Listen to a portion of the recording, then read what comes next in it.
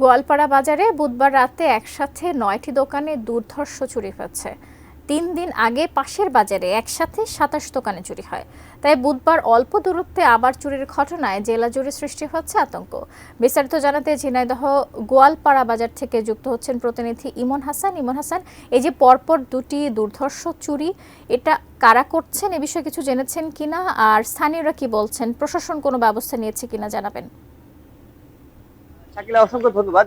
ঠিক এই মুহূর্তে অবস্থান করছি ঝিনাইদহের গোয়ালপাড়া বাজারে। আপনাকে একটু জানিয়ে রাখি শাকিলা, এখান থেকে প্রায় 1 কিলোমিটার অদূরে হাঁটতে পারবো, সেখানে কিন্তু গত 3 দিন আগে 27টা দোকানে চুরি হয়েছে।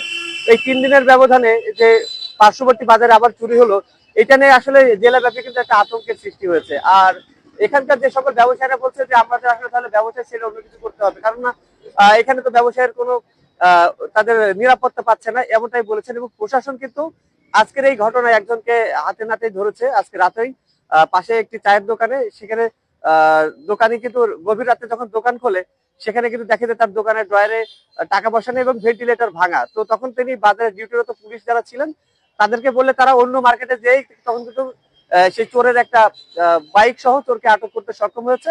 এবং আমরা ঠিক এই মুহূর্তে অবস্থান করছি যে মার্কেটটাতে আমার পেছনে, এই মার্কেটটা আমি একটু দেখানোর চেষ্টা করছি শাকিল আপনার মাধ্যম দিয়ে, যে এই মার্কেটের দোকানগুলো সবগুলোই বন্ধ রয়েছে। এখানে পরপর 3টা মার্কেট, খান মার্কেট, শেষে লাল মিয়া মার্কেট, এই মার্কেটগুলো থেকে চুরি হয়েছে।